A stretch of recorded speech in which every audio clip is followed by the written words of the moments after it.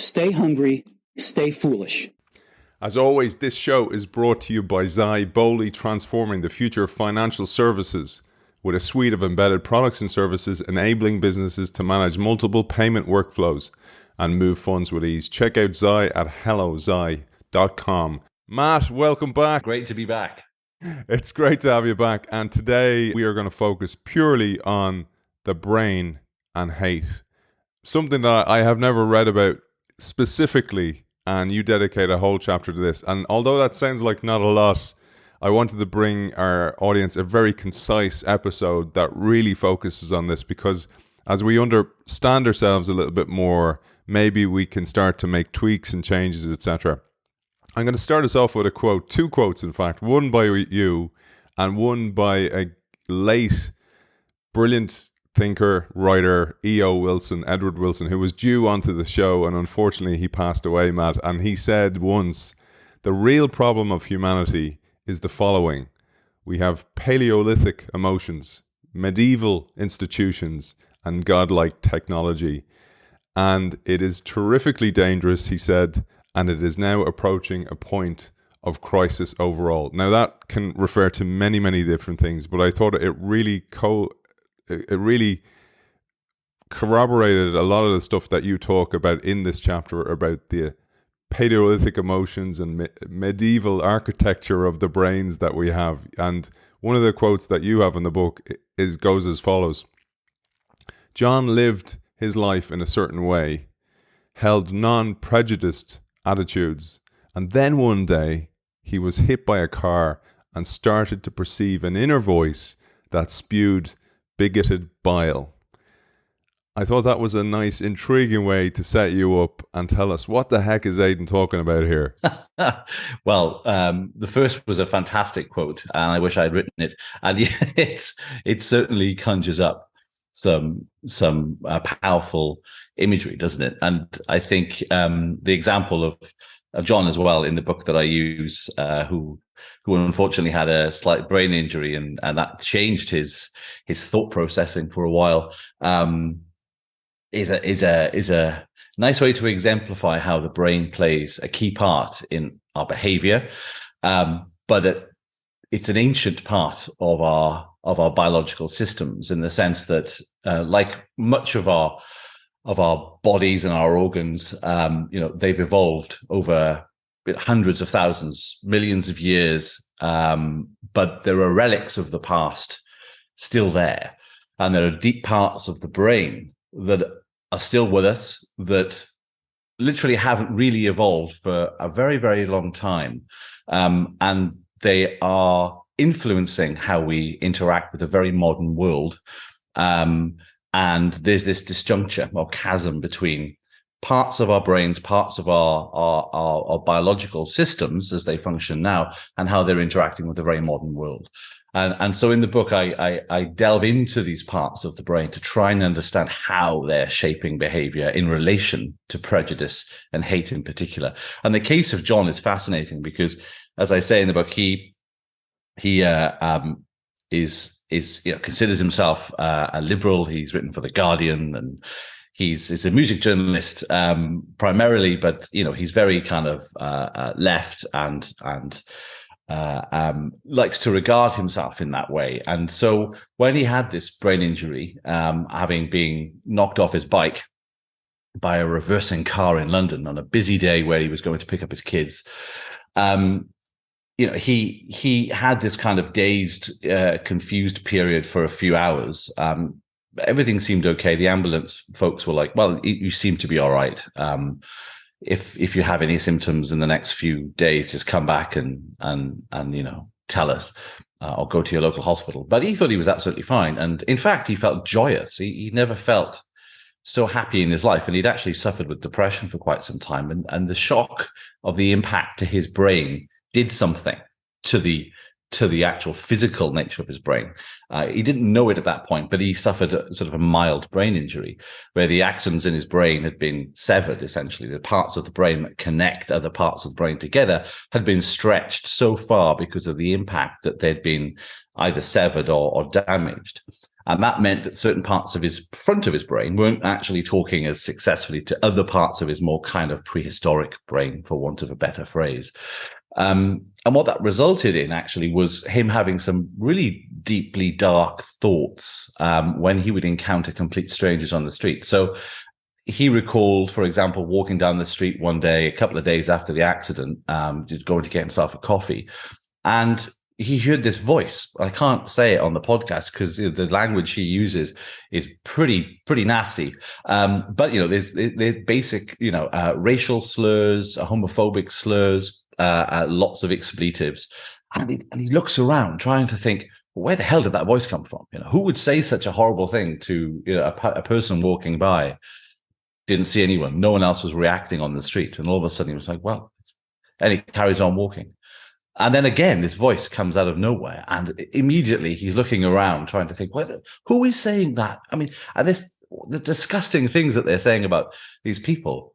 And all of a sudden he realizes the voice is in his own head, as he describes it. And in fact, he is delivering these sort of inner tongue lashings to these poor, unsuspecting individuals. He's not verbalizing them, but they are loud and clear in his mind. And he's having these thoughts, and he doesn't seem to be able to control them. He can't, they are unbidden, as he describes it. And he wasn't able to kind of suppress them in the moment that would kind of reassure him that there was a flashing thought, but they were permeating his prefrontal cortex, if you like, with the sensory part of his brain. And this happened for months, and he was deeply concerned about it and went to see a counselor and eventually got to see a neurosurgeon. And they confirmed that, yes, indeed, you are suffering from a brain injury. And it transpires that the deep parts of his brain, those kind of primordial parts of his brain that process things like fear and process things like sense of threat, were overtaking the more conscious and sort of executive control parts of the brain, primarily the prefrontal cortex, the bit at the front of our brain that developed much later in the evolution of human beings, and was overriding it because of this damage. And this damage meant that the feedback loop that usually results when you get these unbidden kinds of sort of inappropriate, very often racist, homophobic, sexist thoughts, is that they were allowed to run amok in his brain, in a sense. Now, it's important to say he never did verbalize this stuff, but he did admit to it and wrote about it very eloquently in a news piece. But it's contemporary evidence that the brain plays a vital role in our assessment of our surroundings currently, and certainly in terms of how we perceive other people, and how, very importantly, how culture over time and where we grew up, what environment we grew up in, the people surrounding us in that period, deeply shapes how our brain functions later in life. And that's really important, I think, that we cannot, as kids, for example, turn off that cultural tap that we're exposed to. I grew up in the 80s. I was subjected to lots of homophobic stuff in the press. And, you had the HIV/AIDS epidemic. You had Thatcher and Section 28 in the UK. I had a lot of kind of homophobic rhetoric coming towards me in the press. And I grew up in a small village in Wales, a rugby village. And it was, unfortunately, at that point in time, very masculine, and hence a little bit homophobic, maybe a bit more than a little bit. And I grew up in that culture. As a gay man now, you'd think that I'd be the most liberal person in terms of sexual orientation. But as I was growing up, I had a lot of internalized homophobia because my brain had been fed all of this stuff, and it fed off it in a way that I couldn't turn off or even challenge, because I didn't have the wherewithal to challenge it. But all that feeding goes into those parts of the brain that are those ancient bits that are designed to keep you alive, to regulate fear and to pinpoint threat. And it's a foundation that stays there. And as you grow up, normally with a well-functioning brain, you do learn to correct those thoughts. You do learn to challenge the information you were fed. And you, on top of that, you layer on sort of rational thinking, if you like. But under extreme circumstances like brain damage, but also things like severe tiredness, being drunk is another one, where the ability of the prefrontal cortex that has that additional layer of more informed thinking is somehow sort of disengaged. Then these other parts of the brain that were fed these very often deeply racist, homophobic bits of information in the past tends to take over for a short while, and it's fascinating. I mean, and some studies have done a lot of looking around the brain using various technologies to try and pinpoint this. But ultimately, we cannot disentangle the influence of the brain from our behavior when it comes to interacting with other people different from us. A couple of things. So for our audience who have been with us for a long time, we had Daniel Amen on the show before, and we covered his book, that The End of Mental Illness was the name of the book.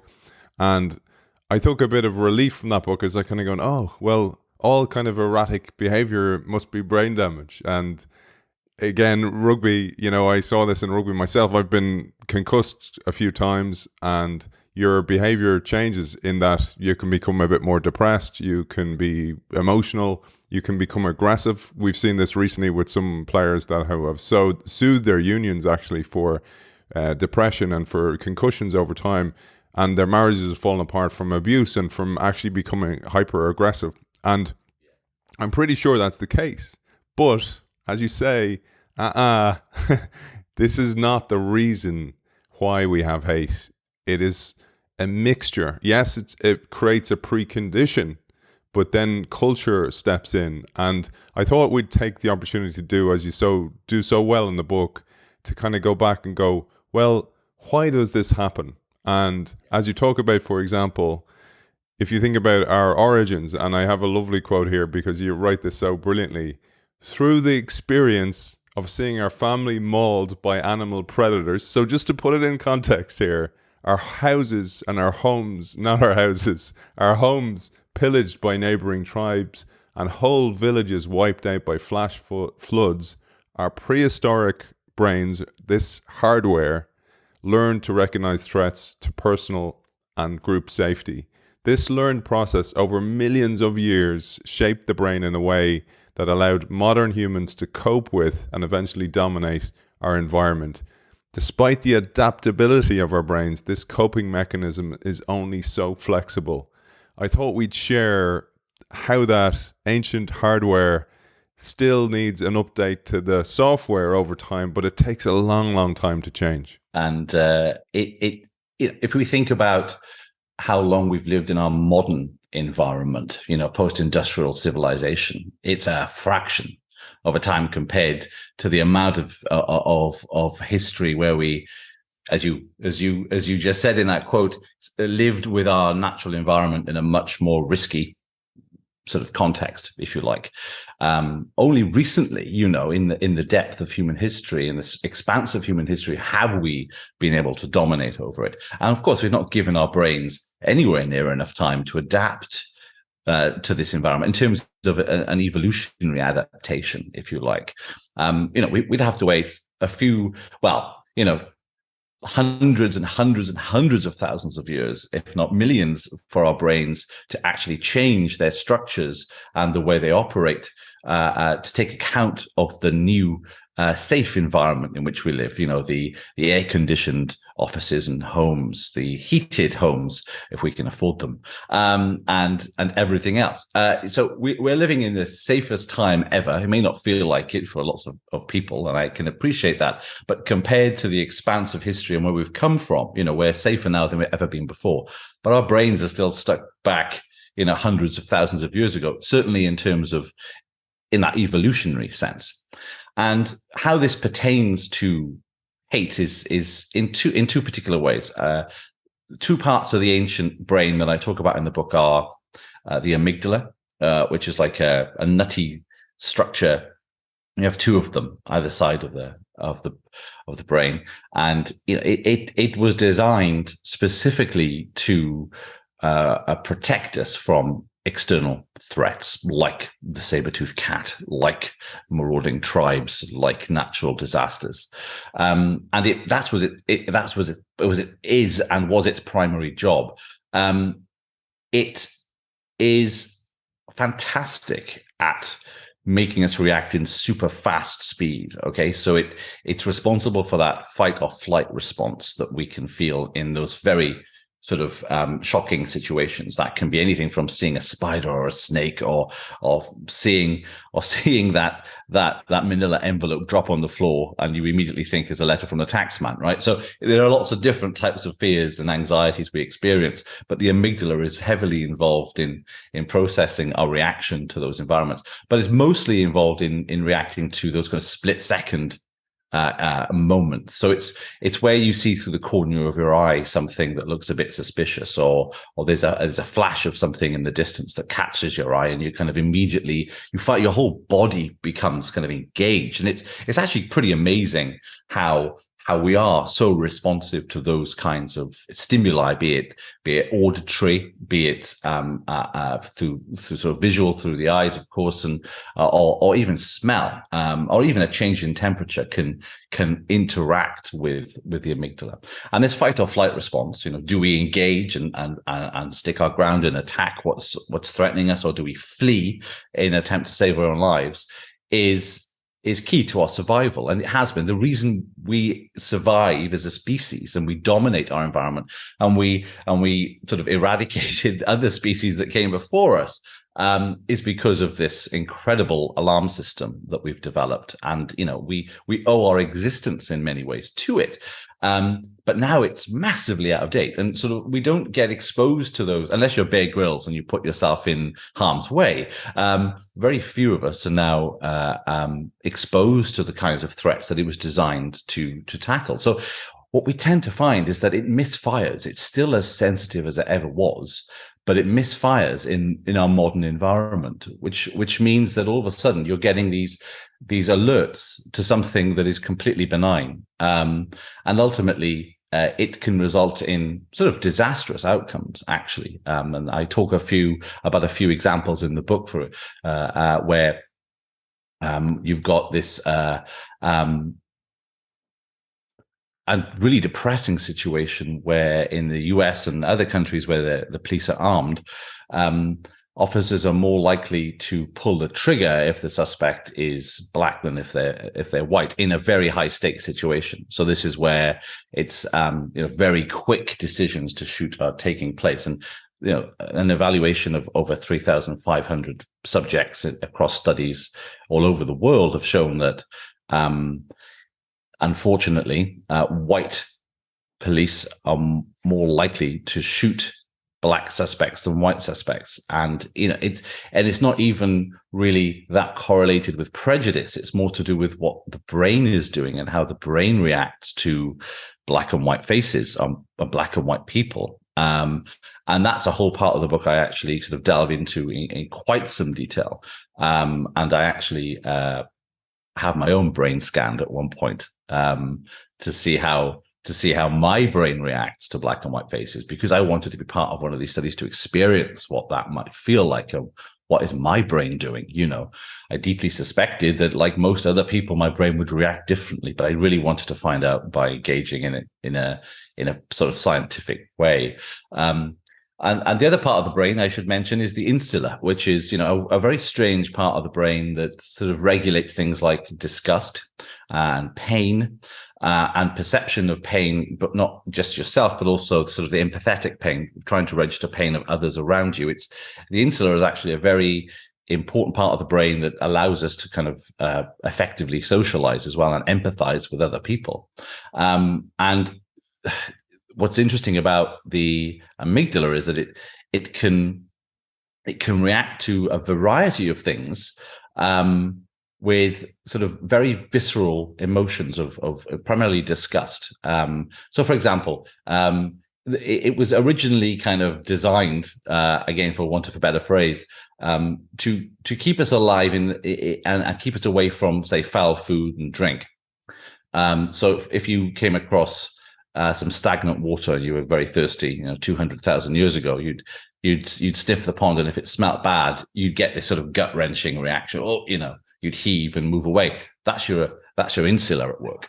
Same when we now smell off milk. You might go to the fridge, take the cap off, and that's your insular in action. And it's designed again to keep us safe.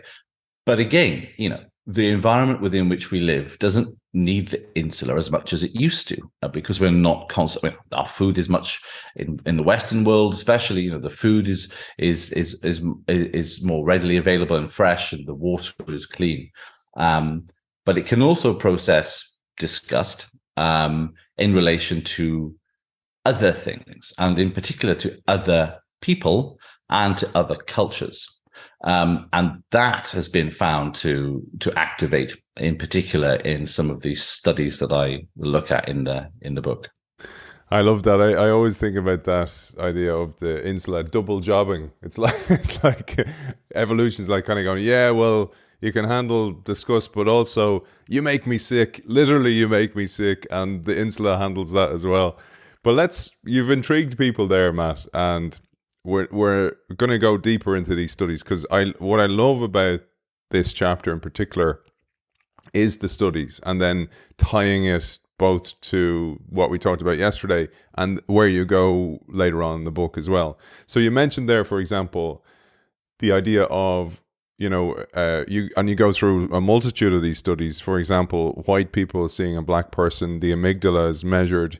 Then the amygdala, there's a turning off of the prefrontal cortex in time. So in times of fear, or as you say, in alcohol, the prefrontal cortex kind of gets a bit turned off, or it gets a bit lazy, or it goes to sleep. And then you have full access to the amygdala, etc. And then it fires even quicker. As you say, like the prefrontal cortex does fire for some people, but then the amygdala is firing up, it's lighting up like a lighthouse, I think were your words. So I'd love you to share a couple of those. There was the face prick study as well as where you're looking at faces, but also then previous to that, maybe as a foundation for those two studies, was the studies in the 1970s with Henry Tajfel and his findings on, well, even the smallest thing of difference between us, the in-group, and them, the out-group, it's the fundamental attribution bias. We think we're better than we are, and then we put ourselves in situations where we're not so good, and then we actually make excuses for it, but we're all human. Yeah, absolutely. And you've touched on some really interesting studies there. I think if I turn to the first one again, keep staying with the amygdala, because it's kind of the bad boy of the brain. I think it gets a really bad rap, but it also does very good things. But I think being aware of what our amygdala does and doesn't do can help us kind of at least understand how we react in certain situations, and then sort of unpick the process of what the brain's doing. I've certainly felt that way after researching all this for the book, and I can feel literally I cannot feel parts of my brain activating, but I imagine them activating in certain situations. So one of the sort of very early neuroscience studies that was kind of focused on prejudice and the brain, had subjects go into so MRI scanners. As an ex-rugby player, you've probably been in a few MRI scanners yourself. They're not pleasant experiences. They make a lot of noise. It's very claustrophobic. You're in a very small tube, but they're amazing machines because they can measure, for example, blood flow in the brain in very kind of granular levels. And what that means that they can do is actually pick up when certain parts of the brain activate. Because like a muscle, when you're running or you're lifting weights, more blood flows to that muscle that you're using, it gets bigger, and that's how our biology works. The same principle applies to the brain. When you're using a part of the brain more than another, it draws in more blood, and the MRI scanner can pick that up. In particular, they're called fMRI scanners because they're a bit different from the ones you go into if you're looking at a broken part of the body.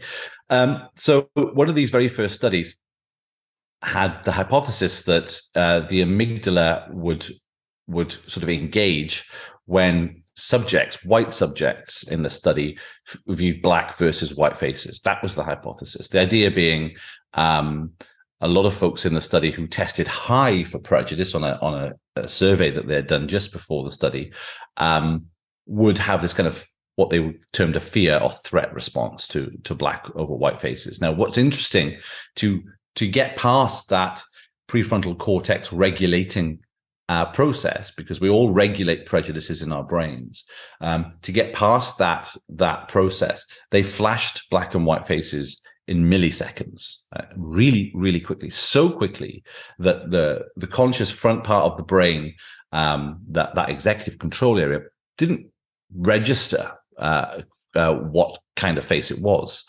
And the interesting thing about the amygdala and its kind of evolution is that because in risky situations we have to react very quickly, there's this kind of bypass mechanism that connects the amygdala directly to the visual cortex, which is really bypassing that prefrontal cortex altogether. So it's like one of those toll roads that you can take. You pay the price, but you can get there twice as fast, right? So, and you bypass the slow part, and that's what the amygdala has with the visual cortex. This kind of speed lane that allows information to travel and bypass all the kind of prefrontal stuff that does all the thinking and dithering and should I, shouldn't I kind of stuff, and just to keep you alive. That's why that link is there. And this is what that study did. It tapped into that sort of superhighway part of the brain between the visual cortex and the amygdala to see how the amygdala reacted to those black and white faces. It wasn't a very sophisticated study, and it's subsequently been criticized for its design. But what it did show the community at large and the field of prejudice and hate studies is that, yes, the amygdala does react differently in some people when they view black versus white faces. And very often in certain subjects, very often with who score high on prejudice, for example, in various surveys and experiments, their amygdala would light up like a Christmas tree when they saw a black face versus a white face. And this was the very first evidence that the brain is doing something when it sees different types of faces, especially based around race. Since that point in time, there've been many other studies that have corroborated that finding. The amygdala does seem to react differently in some people to different faces. Why is this the case, though, of course, you may ask?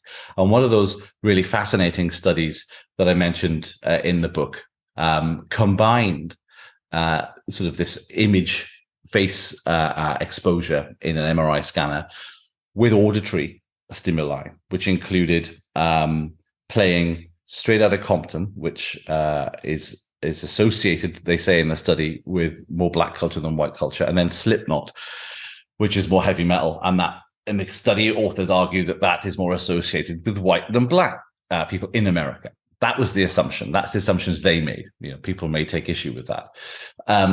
But the interesting thing was when individuals in the scanner view black faces and Straight Outta Compton was playing, their amygdala response was stronger.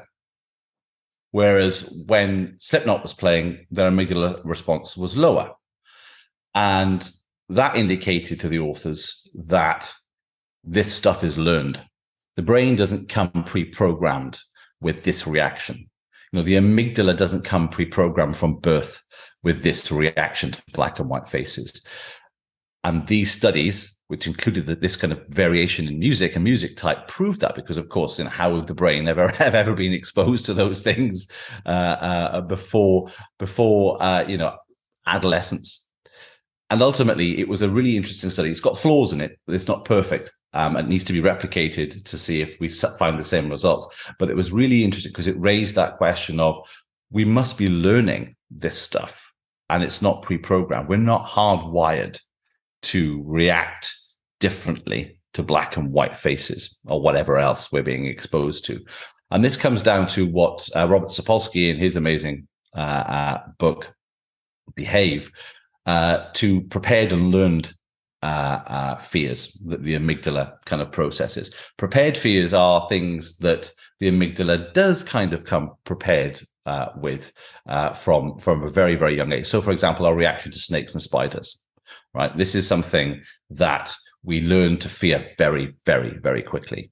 And it's quite hard to remove that fear from us. It's an interesting phenomenon, and it applies to other things too. But ultimately, these are the kinds of fears we pick up very, very quickly. Then there are learned fears.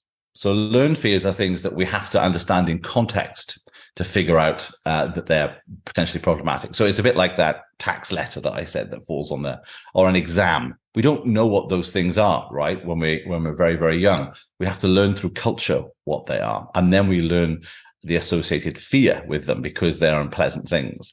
And the amygdala has both.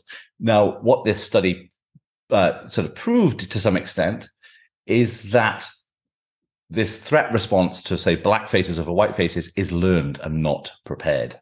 It's something learned through culture, through exposure to culture, or in fact, a lack of exposure to black people when those white people in the scans were growing up. And that's what the evidence continuously shows us, is that if you've not been exposed to lots of different cultures and races and religions while you grew up, you're not living in sort of a very multicultural area, you're only exposed to people just like you, then your brain will be shaped in that way. Your brain will react in that way. And so when you see something very, very different from you, that threat reaction will be embedded because of what you're exposed to as a kid.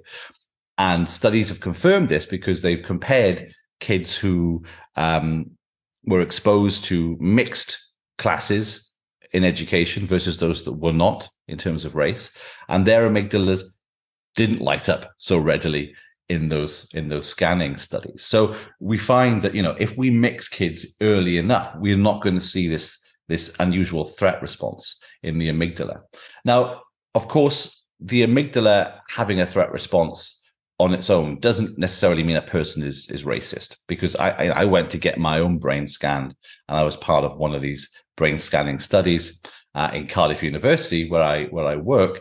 And indeed, I did have a similar threat response to black faces over white faces. And I spoke to the neuroscientist, and she was. I said, "Oh my God, does that mean I'm a racist?" And then in that moment, I was a bit terrified. I think, "Oh my God, am I going to be able to publish this book now?" And I had my friends and family saying to me, "Don't go for the brain scan. What happens if it?" But of course, having an amygdala that does react in this way doesn't necessarily mean that you are racist. It means that your brain has learned from your culture as a young person. I wasn't exposed to many different races when I was growing up. I grew up in the Welsh Valleys, and of course, there was majority white. I think we may have had one Asian kid in my class. When I went to university in the late 1990s, there wasn't one black student in my class, which is now, thinking back, remarkable. But that was that's the environment I grew up in. So there is no surprise that my amygdala was reacting in that way. But what the neuroscientist told me was that your amygdala reacted in that moment, but milliseconds after it lit up like a Christmas tree, your prefrontal cortex put on the brakes, because your prefrontal cortex told the amygdala to sort of step down, red alert. This isn't actually a threat, is what the prefrontal cortex was telling my amygdala. So we had that shortcut information coming in from the eyes right to the amygdala. Then all of a sudden, the prefrontal cortex comes in a few milliseconds later. This is all very, very fast, split-second stuff that we're talking about here. And it sort of cancelled red alert in a sense, because I realized then, using all the information I've gathered since I've grown up, I know full well that face is not threatening. Logically speaking, that is not a threat to me. And that's the important thing about understanding how the brain operates, is that we've got these ancient parts that are sort of sometimes allowed to run amok, but we have this really incredibly powerful prefrontal cortex that does all the decision making and all the logical stuff, and it's very powerful at regulating the rest of the brain. And if that's functioning well and it's running at peak performance, there's no excuse for anyone to be prejudiced or racist or hateful in any which way. So, you can never just say, my brain made me do it, because ultimately there is no excuse there, because we have this incredible prefrontal cortex doing a fantastic job. that point, and we'll come back to the idea of, well, if you're a cop in a black area, a white cop, or you come from a traditionally racist area, you're going to be more trigger happy.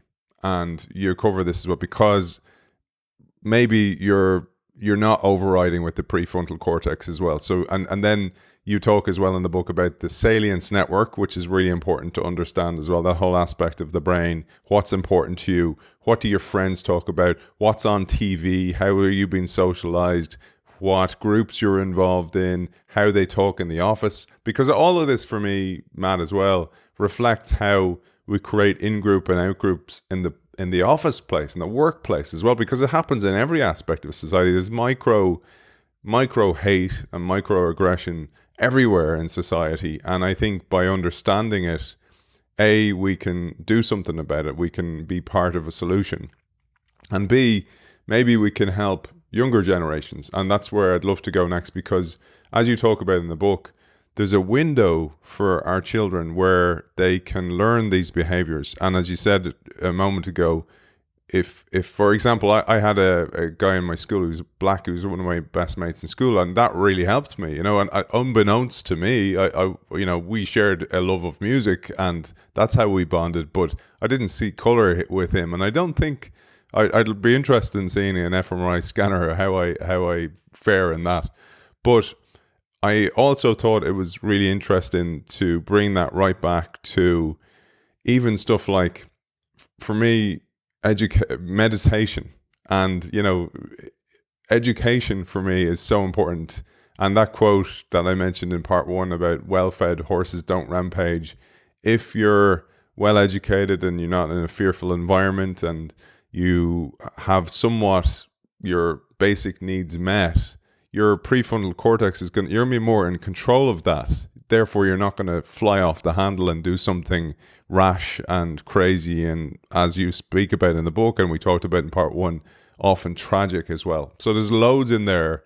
And the reason I'm giving loads is, please pull on whichever strings you like and go down whichever rabbit hole.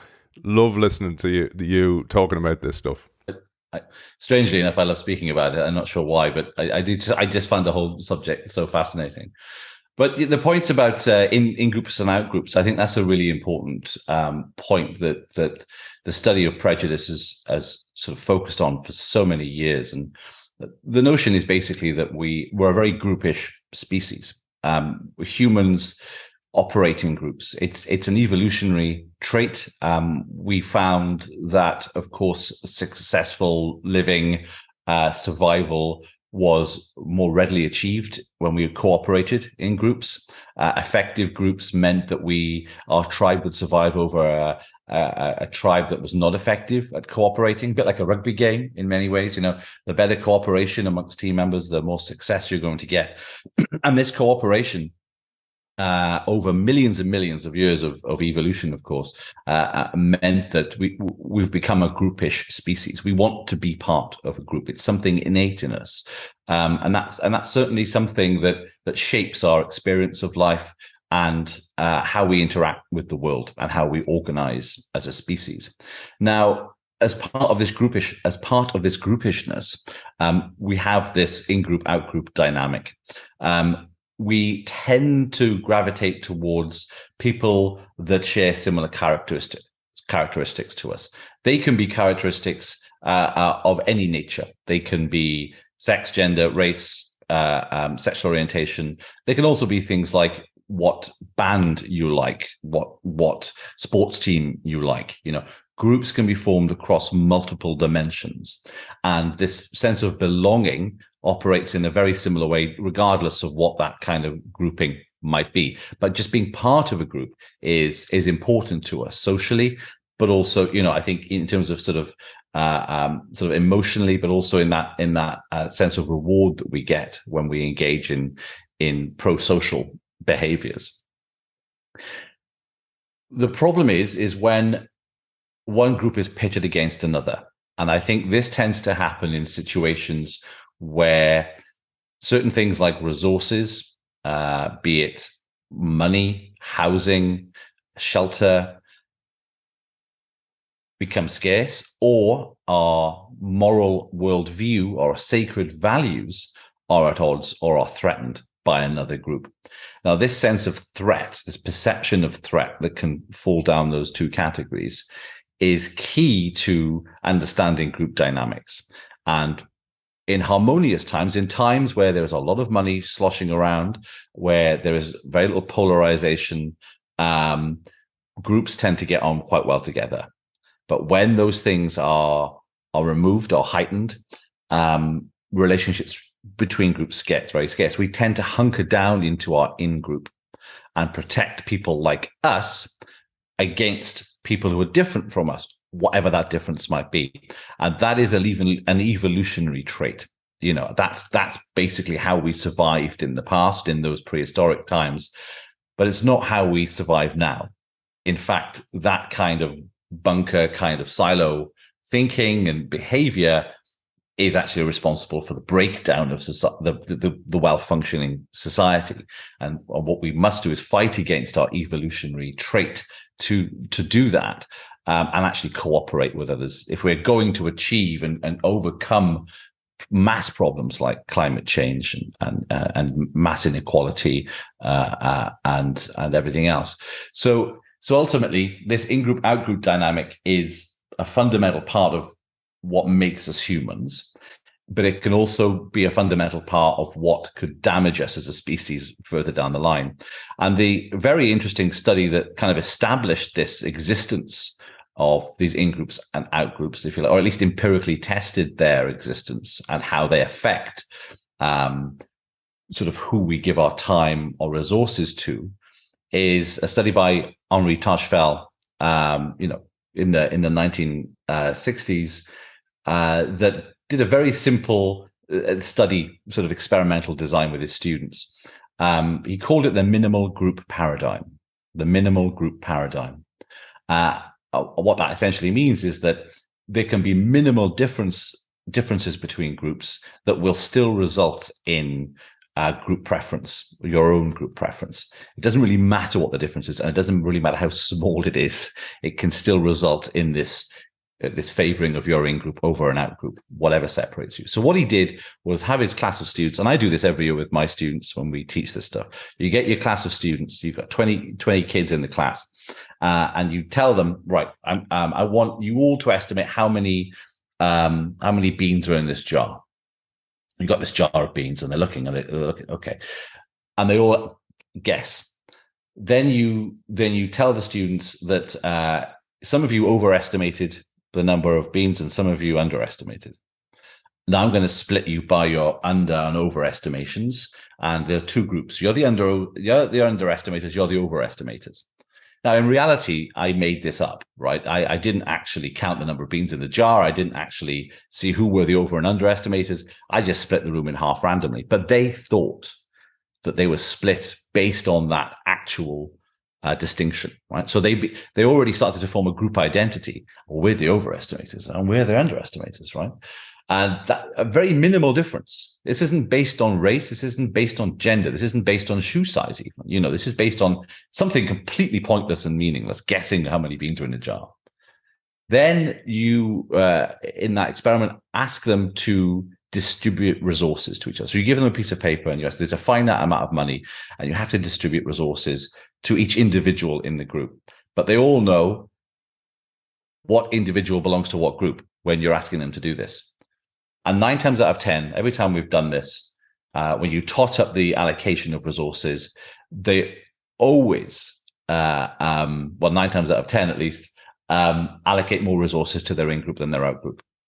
And that was one of the very first studies to prove that it doesn't matter what kind of difference there is between groups, you're always going to favor your in-group over your out-group. Now, favoritism of your in-group is not necessarily a terrible thing. Okay, it's a pro-social thing in many regards. The out-group end up suffering because they have less resources, but you're not actually attacking the out-group in any way. You're not actually, waging a war with them. So it takes a lot for this in-group preference to turn into anything sort of nefarious. in regards to the outgroup. But under the right set of conditions, and I call these accelerants in the book, under the right set of conditions, if things fall into line, all of a sudden this in-group preference turns into this sort of out-group derogation.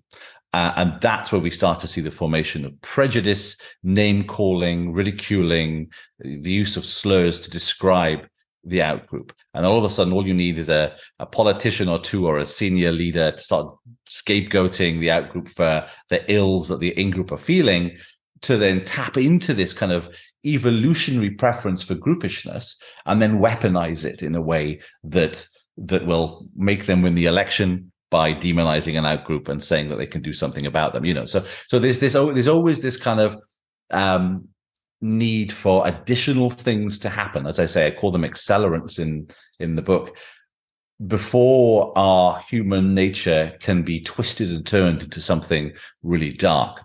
And I think that's where I kind of get my positivity from, I think, is that naturally speaking, we are a positive race, right? We find it very hard to be mean to other people if there aren't sort of conducive conditions to that. I say in the book, for example, that in World War II, an interesting study found that the majority of soldiers, and this is conscription, so we saw a lot of the soldiers were just kids that worked on farms and worked in shops. The majority of them either never shot their rifles, or if they did shoot, they deliberately missed their targets because they didn't want to kill the enemy. We don't have it in us to kill other people. It's not something natural.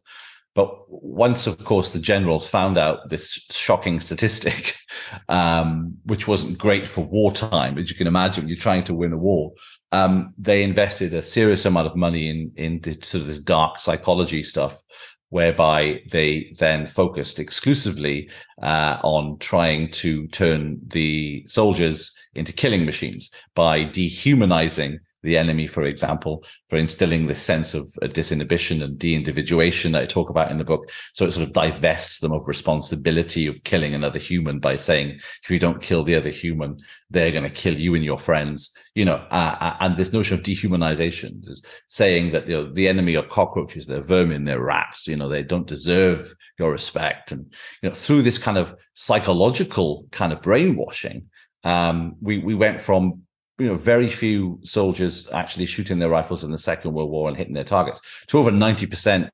of soldiers killing people in the Vietnam War and shooting their weapons at human targets.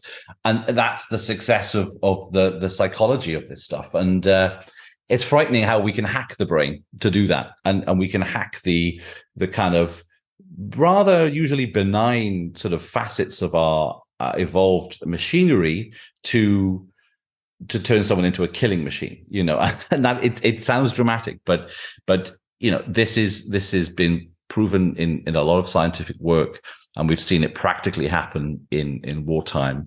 And to a lesser extent, we can also see this kind of weaponization of our fears and how our brain works in terms of groupishness by nefarious politicians around the world. We're seeing it now in Italy, for example.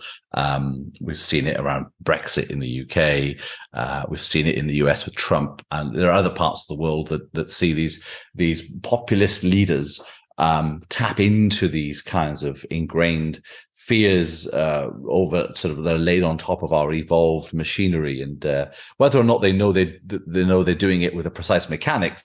They may have not read my book, so maybe they don't. But maybe if they read my book, they'd realize that's what we've been doing. I didn't realize we were doing that. But yeah, the results are the same. And that's quite terrifying. And you're right, in terms of young people and where the solution for some of this lies, it is in the youth, and it is in getting to people early and trying to enrich their lived experience with as much diversity as possible. I know it's not practically possible in some parts of the world. I've got a best friend who's a head teacher in West Wales, and he says, Matt, I read your book, really fascinated by everything that you kind of mention in it.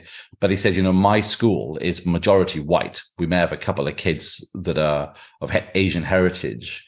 But he said, how do I ensure that my kids are mixed with kids from other cultures, so their amygdalas don't start, acting up, and then those things aren't then taken advantage of in the future by nefarious politicians and the internet and algorithms and all this stuff that I write about.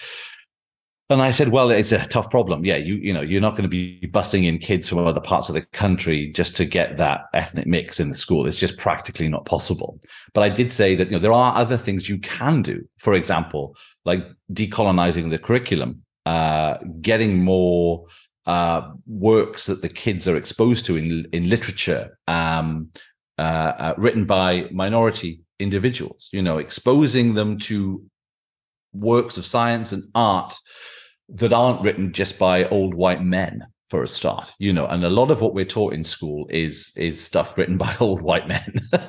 And even most of the, in the stuff I teach in universities, sociology and criminology, it's all old white men. So we're actively now trying to include works from other parts of the world, and works from individuals who occupy different identities, and I think that's really powerful. And telling those stories that talk about the lived experience of other people different from the kids in the class is so important to start to develop that exposure, but also the empathy that they can build up towards people that might be a bit different from them. It's not as good as actually mixing with someone different, from you in some way, but it has a good effect nonetheless. It has some effect, but ultimately, yeah, kids young and early, influencing them, changing their minds, or at least ensuring their minds don't go too far down a certain path, is key to changing society. I mean, that wouldn't come as a surprise to any listener, of course. I mean, I think everyone understands that. And I look at my nieces and nephews now who are 10, 11, and under. And I can see it happening to them. I'm a gay man married to my husband. We turn up to my brothers and sisters' house, and they see us together in a loving relationship, and they don't even question us being together. It's just so natural for them to be exposed to that. And okay, fair enough, they're growing up and they begin to ask questions, but our responses are, well, me and Dean are together because we love each other and it's fine, we're married. And they're like, oh, okay, fine, because they've not been fed any of the stuff that I was fed as a kid, which was deeply homophobic stuff that was being printed in the popular press at the time. They're going to grow up with a brain that doesn't even register same-sex interactions as anything other than normal. And I think that's just an amazing thing to witness in this day and age. And I'm really excited about the future, because as each generation, progresses, and things hopefully continue to become more equal and inclusive, we'll see a better society and a drop in prejudice and a drop in hate crime. But that said, looking around the world as we see it right now, with polarization increasing, and as I mentioned in the previous episode, the power of algorithms, and what engagement algorithms are doing to not only our social media feeds but also to our brains. I am still concerned about the fragility of the progress that we have made to date. Well said, well said. And a couple of things. Last one for you really today is I was thinking about that, and I think about that a lot with my kids, and how, like you've witnessed, they don't really see color, or it's great. It's really, really, really positive. But still, I remind them of things. I've told them about how history has been whitewashed, essentially, and yes, man-washed as well. And I tell them, in all likelihood, Jesus was black. If Jesus existed, he or she was black. And there's a great story. I don't know if you ever heard of Alan Watts, the British philosopher. I wrote about this before, that he was telling a story about an astronaut who, on returning from space, was asked jokingly by a journalist, "Did you see God?" And the journalist goes, "Yes, and she's black." Yes. And I was like, yes, that's exactly the point. You need to interrupt your bias. And we had a great episode recently with Joan C. Williams on our book, Bias Interrupted. And we're not broken, but we can do things to interrupt the bias. And I really think that's what you're your book really, really does. And I thought we'd share one more story.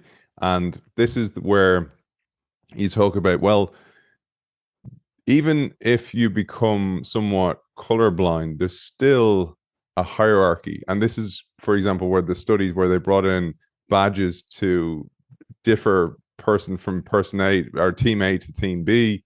And then actually you bring it on and kind of go, well, this idea of in the absence of a subordinate group, you refer to other things for looking for the in group, out group. And this is why, and this is a great tip because many people who work for charities listen to the show. So maybe we'll share this as a little final nugget and a real nugget of knowledge for those groups that work in charities. It's a really powerful phenomenon, actually. And you're right, there is a hierarchy at work when it comes to our perception of groups and the ordering of groups. So, for example, some studies found that, and some of the brain scanning studies found that when we mixed race with a superordinate group, for example, like a football team that the people in the scanners were fans of, all of a sudden the race effect disappeared. And it was like more to do with the fact that it was the opposing sports team was way more important. That's when their amygdalas lit up like a Christmas tree. So what that showed us was that, yes, when we're in certain contexts, and we live in context, right? We don't live in a vacuum. We live in context that's shaped by everything around us, including sport. And when a group comes along, or a person belongs to a group that means more to us than, say, their race, all of a sudden, all those prejudices and the way the brain reacts can change completely. And we see this happen a lot with advertising. So for example, you mentioned charities that might be listening in, or folks that work for charities. A lot of the work that goes on when they're trying to get us to donate to an appeal, say to a country where the folks in that country are a different color, different race or ethnicity from us, the country they're trying to get folks to donate money from. They appeal to that superordinate group instead of appealing to, these people are impoverished, they're dying. It's like, this mother has a child that is dying, and all of a sudden the superordinate group is parent and motherhood. All of a sudden they connect with that, and all of a sudden the fact that the people on the screen that you're looking at are a different race from you falls away and becomes less meaningful. And sometimes irrelevant. And the dominant group that you're thinking of is that, oh my God, she's just a mother like me. And if my kid was suffering in that way, I would definitely be, and you empathize. And that empathy, the ability to I call it in the book, and they call it in psychology, sort of mentalizing and theory of mind. When you're able to put yourself in the shoes of others and experience the potential, or imagine the potential pain that they're feeling, and you're doing that because you think you're in the same group as them, but motherhood in this case, you're far more likely to give money, and you're far more likely to lend help. And I think that's a really powerful signal. And I also talk about in the book the power of sport and the power of in-group, out-group, and this cross-categorization that is also called in psychology with black players in the Premier League in the UK. And for example, there was this amazing study done out of Stanford where they found that in 2017, in the midst of the year of terror, they called it in the UK, when we had those terror attacks, London Bridge, we also had sort of Manchester Arena. There was a lot of anti-Muslim sentiment being expressed online in the UK and being expressed on the streets of the UK. We were measuring that in our lab, actually. It was like a really bad year for anti-Muslim hatred. But when Mo Salah signed up to Liverpool Football Club that year, all of a sudden, anti-Muslim sentiment on social media and on the streets in Merseyside dropped, while across the rest of the country, they remained high. And it was an isolated effect to Liverpool football fans and Merseyside as an area. And what the study found was that because Mo Salah was performing so incredibly well, I think he won the Golden Boot, and he got loads of accolades that year. He was a top goal scoring player. He had done amazing things for Liverpool Football Club. The players stopped seeing him as Muslim in a sense, and saw him as a part of this superordinate group, this Liverpool football group, all of a sudden.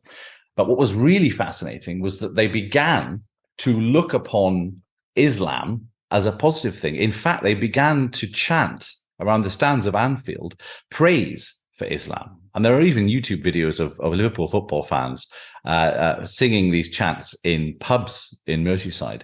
And it was an amazing phenomenon. But what it proved, I think, was that you can overcome pre-existing prejudices by promoting very positive stereotypes of folks that are usually subject to very negative stereotypes.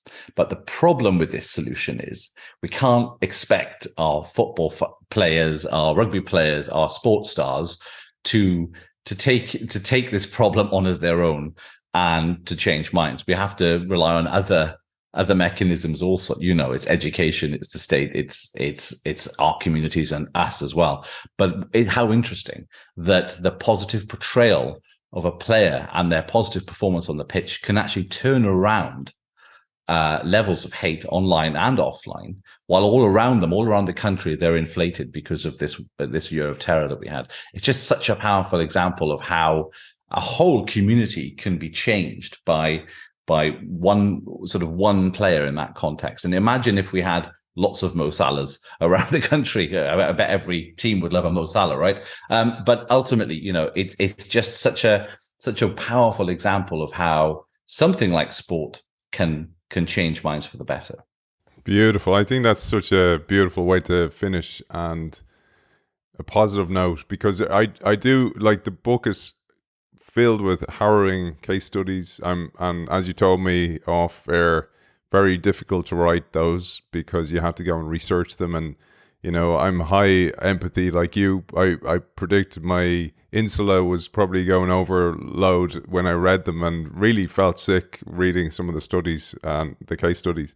But Matt, I thought, where can people find you? Where can they reach out and find you and find out more about your work? Obviously the book. And by the way, the book is on special on Kindle. Get it while you can. Get yourself a copy. I mentioned that to many people in my network. It's really well worth the read, not just about the brain and understanding how the brain works and how we have prejudice and how to overcome bias, but also I do think it can affect us in ways we probably don't even realize, and we can all make a bit of a difference. But where can people find you, Matt? Yeah, so if they want to check out the latest work that we're doing, I run something called Hate Lab, that's based out of Cardiff University, and we have a website called hatelab.net. So if folks wanted to keep up to date with the latest research that we're doing, and we're actually doing quite a lot of research on hate targeting sort of sportsmen and women, we've got the upcoming World Cup, of course, which we'll be monitoring. They can check out our work there. I have this practice of wearing a pin, and it gets me in the zone every day to prime myself, speaking of the brain. My pin today, you probably can't see it here, I'm taking it off, is all men are cremated equal. I thought that was absolutely perfect for this book. Author of The Science of Hate, How Prejudice Becomes Hate and What We Can Do to Stop It, Professor Matthew Williams. Thank you for joining us. Thank you very much. Remarkable, harrowing, difficult to listen to, a lot of this content, but it's brought to you by Zai, boldly transforming the future of financial services with a suite of embedded products and services, enabling businesses to manage multiple payment workflows and move funds with ease. You can find Zai at hellozai.com. See you very soon.